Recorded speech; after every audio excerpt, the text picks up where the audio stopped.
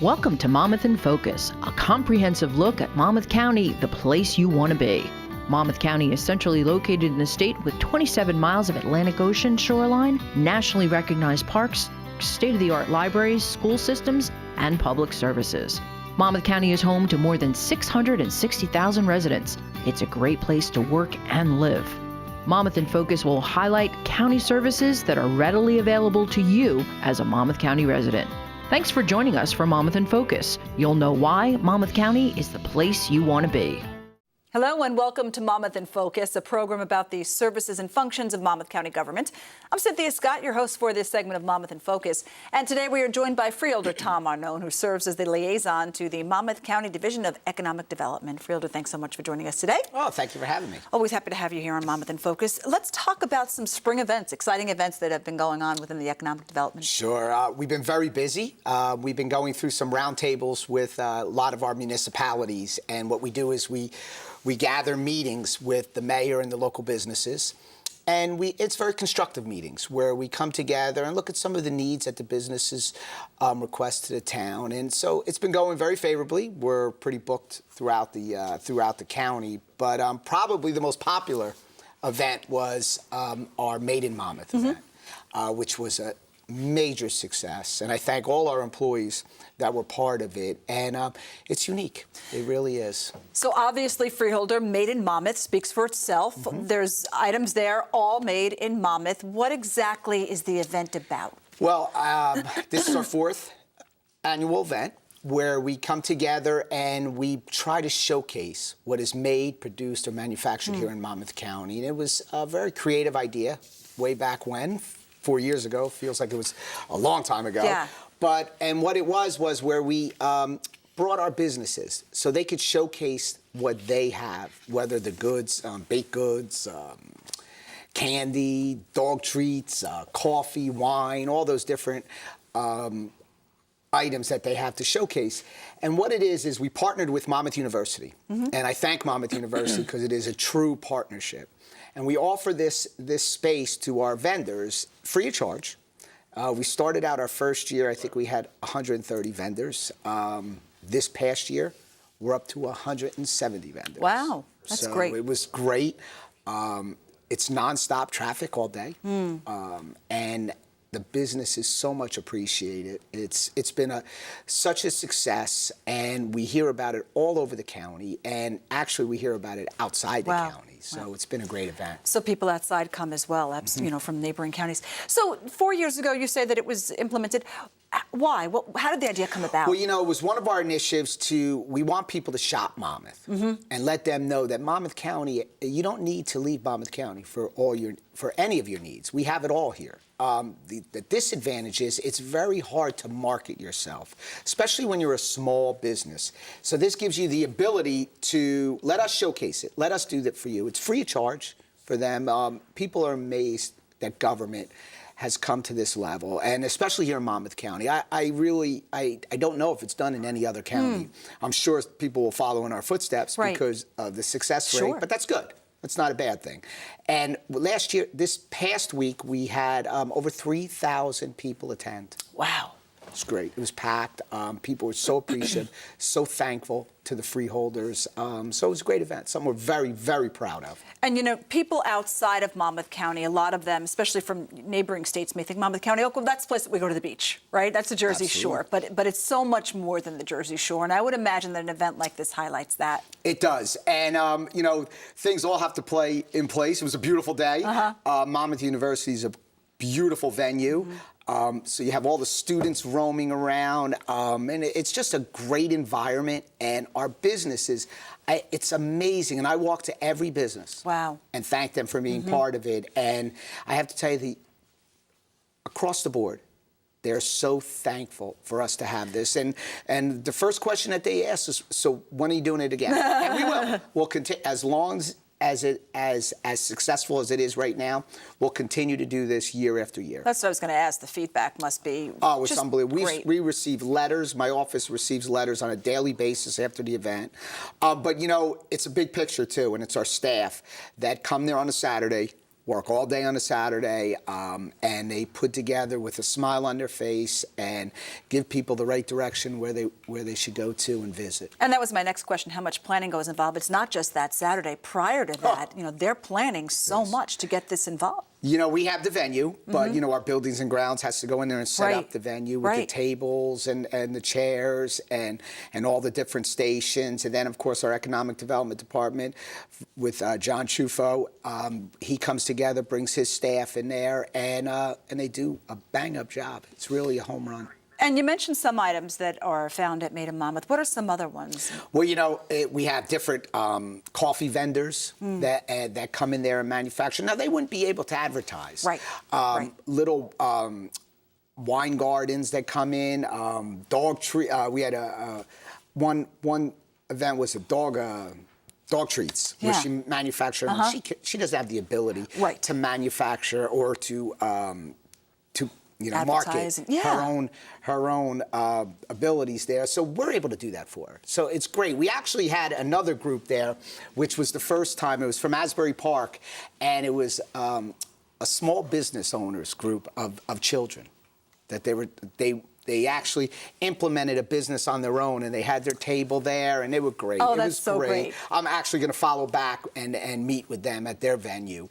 But it's a home run. People are looking at it as manufacturing benches. We have one group there that manufactures benches, whether cigars, who makes cigars. It's just everything you possibly can imagine. I'm missing a ton of different and some that you can't imagine either, that you're probably just walking by and saying, I can't believe that was done here in Monmouth County. Yeah, absolutely. And you bring up a good point that you had said people, you're not sure if they do this, throughout in any other counties throughout the state. I have never heard of it in any other counties.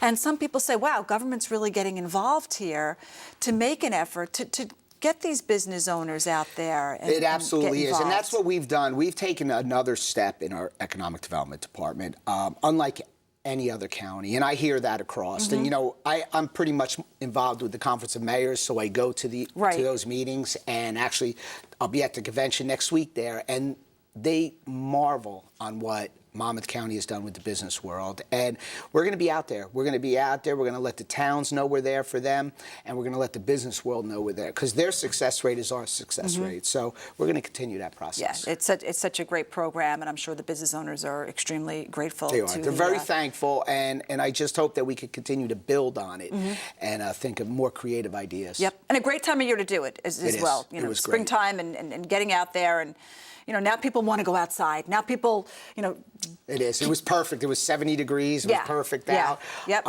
And when I pulled up and I saw all the cars in the parking lot, I was like, it was just very rewarding. Yep. You said this works. It does. All right. Thanks so much, Freeholder, for joining us. And for more information about Made in Monmouth, you can, of course, go to www.visitmonmouth.com. I'm Cynthia Scott. Have a great day, everyone.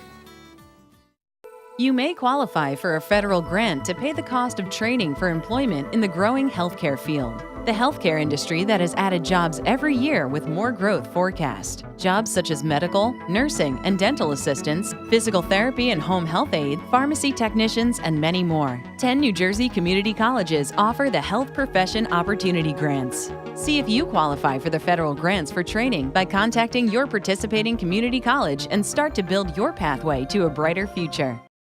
Hello, I'm Amy Farris, coordinator of the Brookdale Visiting Artist Program. The Visiting Artist Program seeks to bring established and emerging artists into the art department at Brookdale to interact with students, faculty, and the local community. The program has two pieces: a hands-on workshop for students with the visiting artist and a free public lecture given by the artist on their work and process. These public lectures take place in the Center for Visual Arts Gallery on Brookdale's Lincroft campus. This wonderful program is completely funded through private donations and through a 2014 Monmouth County Arts Council grant. In order to keep it alive and growing, we need your help. Won't you please consider making a donation in any amount so that we can continue to bring these incredible artists into our community? For information on how to give your support and to view a calendar on upcoming visiting artist events, please visit the Brookdale Art Department webpage on the Brookdale website and click on Visiting Artist Program. Thank you. My daughter was born premature, and the hospital's respiratory therapist saved her life. When the economy crashed, we moved back to New Jersey for my husband's career, but nobody was hiring drama teachers. So I joined the respiratory therapy program at Brookdale. It's a great field with job security, and you can be there for people who really need you. My name is Joriel Miller, and I came to Brookdale to change my career. I never imagined I could help save a life.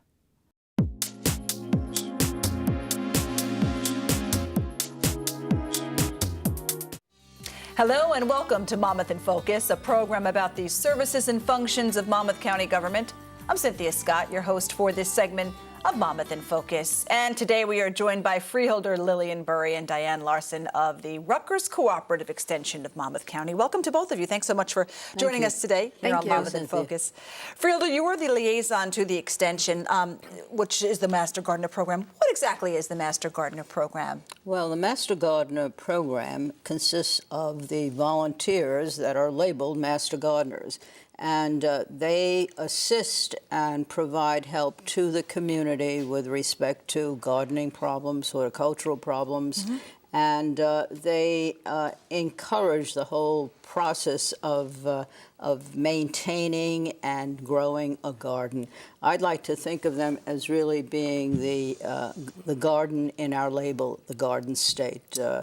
Sure. The Master Gardeners do incredible work, and as I was talking to Diane Larson, she tells me the program is really growing, and rightfully so. So, and they also have a program for the juniors, and which is the Junior Master Gardeners, and which is a great way to start them at a young age to be interested in all things green and growing. There you go. They're not all necessarily green, but no, they're not. But we like to think of it as green. So, Diane, tell us about your role within the program. Well, I'm a county horticulturist, so I advise Monmouth County residents on growing plants.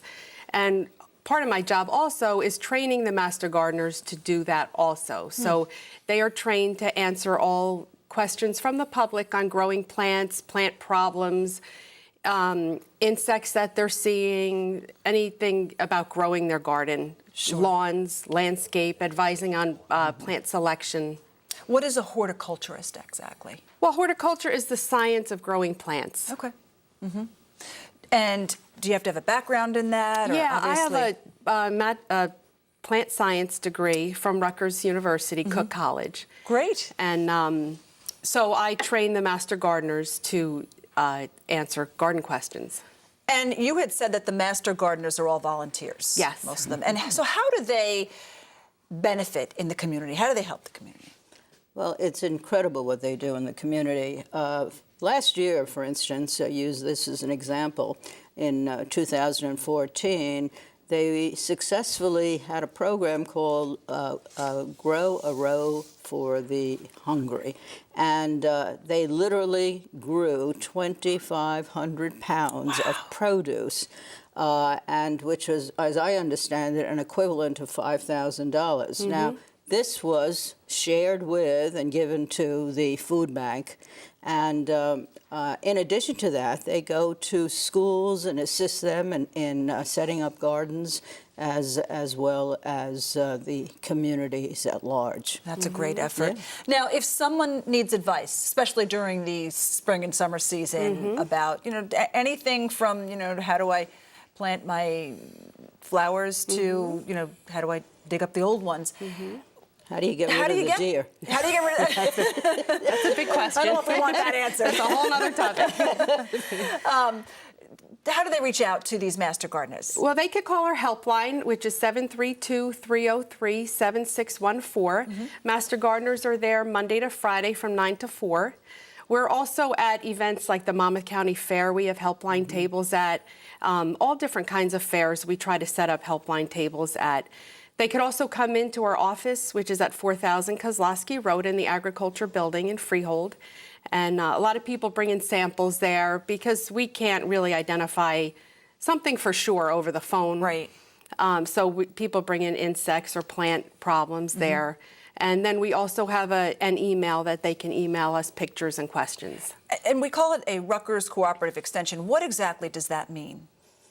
Well, they're affiliated with Rutgers, excuse me, and the thing to keep in mind here is that Monmouth County is really indeed fortunate that we're not just associated with Rutgers. It is a partnership with 3 different entities in the county. The Monmouth County Park System takes an active role in this program, as well as Brookdale Community College. So it is a cooperative partnership to assist and train the future Master Gardeners, Absolutely. who in turn have a commitment, a passion in getting their knowledge and information out to the public. And so important, getting their knowledge and information out to the public, sharing ideas, you know, communicating, you know, and not just in Monmouth County. There are Master Gardeners in every county, so they could share ideas with Master Gardeners from Sussex County. Absolutely, yes. There is a state organization, so we all meet once a month at the state level.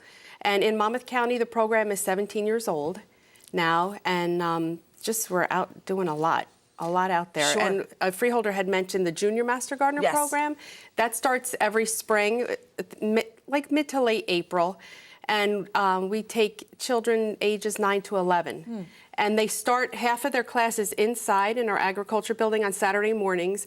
And then after that, they go out, and we have a garden for them outside. And each kid gets their own plot in the garden, and it really just sparks a love Absolutely. for gardening. And then what they take some of that produce home, they donate some of that, but a lot of it, their goal is to enter it into the Monmouth County Fair for ribbons. So they get hundreds of ribbons, and it really helps with the That's such spark. a great event. Yeah. If someone wants to become a Master Gardener, how do they do it? Do they have to sign up on a website or call? Just call our office. I Okay. start sending out applications every September. They're not due back until January. And then our classes start at the end of February, and we run for about 10 weeks. We have classes twice a week, usually Tuesday and Thursday mornings from 9:30 to 12:30. So you don't have to have experience in gardening. No, actually, I would prefer somebody who's volunteered over Right. a gardener who hasn't volunteered. So we're looking for volunteers. Right. That's our mission, is education and outreach. Another important program here in Monmouth County, Yes, right, for absolutely. residents to take advantage of. Absolutely. Yeah. It is wonderful, truly. And it is a tremendous commitment on the part of those who get involved. And Diane does a fantastic job. I Thank can you. attest to that. Thank you. Well, we made Freeholder an honorary Master Gardener a few years ago. Well deserved. Yes, Absolutely. Yes. Real quick, do the Master Gardeners host any of the events themselves? Yes, we do. We have a plant sale every, it's always the weekend after Mother's Day. Yes. So we call it Spring Garden Day because it's not only a plant sale, we hold education classes throughout the day. So you could come and buy your plant and learn about composting, vegetable gardening, lawn care. So that's in May. And then in August, usually late August on a Saturday, we have Bugs, Birds, and Beyond, which is a children's insect festival. And last year we had about 1,000 people come. Wow. So it's a very successful educational event for kids. That's great. And for more information, of course, you can go to www.visitmonmouth.com. Thank you both so much for joining us today here on Wonderful. Monmouth in Focus. That's all the time we have for this segment. I'm Cynthia Scott. In life, you never know when your number will be called. Whether it's blocking a shot, scoring the winning goal, or acing a test, you have to be prepared. At Brookdale, we learned the value of hard work. We learned how to be champions. We are the Jersey Blues women's soccer team, and we came to Brookdale to win. We never imagined we'd make history. I love playing softball at Brookdale. It's very natural. The team gets along. It's like we've been playing together forever. The coach made it a very easy decision to come here. The faculty is very approachable, and they were able to work with me when we went to nationals. As a Brookdalian, I have grown into a more confident student athlete. I love it, and I wish I could stay here all 4 years. My name is Bobby Bowler, and I'm an NJ Star Scholar athlete, and I got my start at Brookdale. I'm Michelle McCarran, and I went to Brookdale for a new start. I never imagined I would find my calling. My name is Justin Melendez, and I came to Brookdale to learn about business. I never imagined I'd learn so much about myself. My name is Joriel Miller, and I came to Brookdale to change my career. I never imagined I could help save a life. We are the Jersey Blues women's soccer team, and we came to Brookdale to win. We never imagined we'd make history.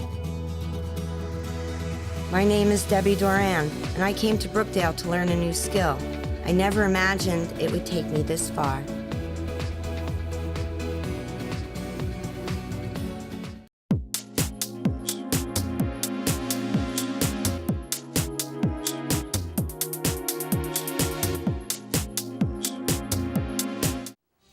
Hello and welcome to Monmouth in Focus, a program about the services and functions of Monmouth County government. I'm Cynthia Scott, your host for this segment of Monmouth in Focus. And today we are joined by Freeholder Director Gary Rich.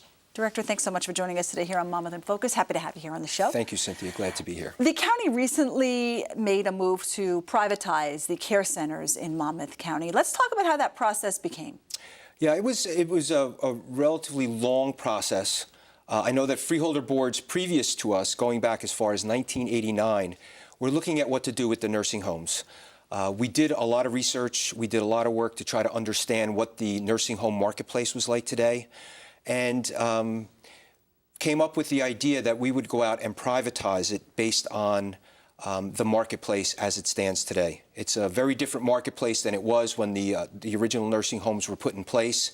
And we think that we'll be doing a service not only to the taxpayers of Monmouth County, but also to the people who work for us. Absolutely. And you said this was a long time coming, years in the works. Is Monmouth County the first county in the state to actually make this initiative? We're not. There are 7 counties that privatized, some going back many years, and there's approximately 7 counties today that still operate nursing homes. Mm-hmm. And what's really interesting is all of these nursing homes all have different features and different, you could say, restrictions on how they're moving forward with what they're going to do. But we see the marketplace changing, and most county governments are looking to get out of this business. Mm-hmm. Now, Director, when it comes to the actual process of the privatization, does the county have a say in the changes that happen? Yes. What we've seen, and we've looked at some of the other requests for proposals that have gone out, is that you can put some, I don't want to call them restrictions, but you can put in certain caveats that you hope would protect, whether it's our workers or the facilities themselves, to try to make them, 1, more saleable, but 2, to make sure that we hopefully have a path for all of the people that have worked for us, because they are definitely, wonderful people. Right. And I would imagine this is somewhat of a lengthy process. It is a lengthy process. And it's relatively complicated because we have property that needs to be sold. John L. Montgomery, for example, has the Youth Detention Center sitting next to it. Mm-hmm. And next to that are 26 acres of open property that we currently own. Over at Geraldine Thompson, we have green acres around us. Right. So we really need to go through a whole real estate process. We have to go out for a request for proposal to see who would be interested, and then try to figure out what's the best way for us to maximize the sale. Director, will the care centers be open for business throughout this whole process? Absolutely. There is we're not looking at any impact to providing these services. This is something that we will continue to do. We hope that this will transition right into just maintaining exactly what we expected that we will do. So we're looking to even bring people in. As a matter of fact, we've actually added patients to Geraldine. I think we're up about 16 or 17 just in the last 2 months or so. Mm-hmm. Right, absolutely. How long have the care centers been in operation with Monmouth County? They're probably in excess of 50 years. Yeah. So they go back a long, long way. It was sort of the last resort for many people. Mm-hmm. But again today, because the way that the nursing homes are structured, the way that you have big health providers, whether it's Meridian or St. Barnabas, they know how to do this. Right. They have the ability to take those Medicare patients today to make sure that they get fine treatment. People just don't get put out onto the street. We're a very caring society today, and we wanted to make sure that we provided those same types of services. However, marketing a nursing home today takes a full-time marketing staff. You have to keep your beds full. It's a very difficult process, really, for a government. Mm-hmm. We're not really as good at that as we are in some of the other services we provide. Not as good at it as the medical professionals are, expectedly so. Correct. Mm-hmm. Now you have Obamacare, the actual amount of money that we get reimbursed per bed, depending upon the type of person that's in it, makes it more difficult to really know what your costs are going to be. Private sector is very good at that. That's not something that we're really good at. And the care centers are basically just the latest in a growing list of county provided services that are going to be evaluated. Let's talk about that. Yeah, correct. A lot of the things that we do are by statute. We are a services, an administrative form of government, so we provide regular services. But some of the things that we've looked at, for example, is we privatized our bridge tenders. We have 4 bridges in the county. We also had some changes in the planning board, so we brought in consultants to take a look to see how we could be much more efficient in the planning process. We just did a library study where we brought an outside firm in to take a look at the library. What is the library going to look like 10 or 15 years from now? Sure. So we hope that we'll have a new director at some point in the future. So this is all part of a plan for us to really shrink government, but continue to be as efficient as we possibly can, and to really take advantage of the taxpayer dollar in a positive way. And you really bring up a good point here, Director, about how, things have changed. Maybe 50 years ago it was in the best interest to be running care centers, but 50 years later, with all the change in Medicare and medical professionals, that maybe there's a better opportunity here. Yeah.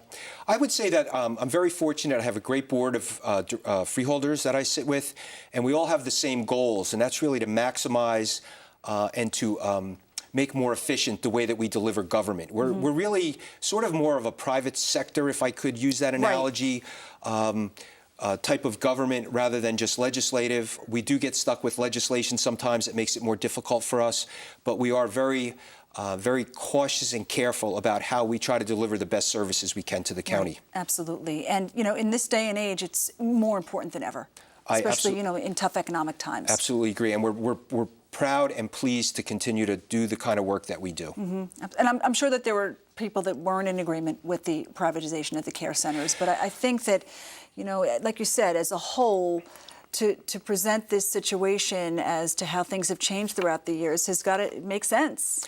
Yeah, when you get so far behind, and you see an opportunity for us to move into the private side where we believe that they can actually deliver the services better, I think it's up to us as elected officials to do the best we can and to really drive those programs where they belong. So it wasn't easy. We didn't have we didn't get everyone to agree, but I think in the long run this will be better for all of us. All right. Director, thanks so much for joining us today here on Monmouth in Focus. Best of luck in the future with the care centers, as well as any other endeavors that you and the Board of Chosen Freeholders are certainly working on. Thank you. And that is all the time we have for this segment of Monmouth in Focus. For more information, you can, of course, visit www.visitmonmouth.com. I'm Cynthia Scott. Have a great day, everyone.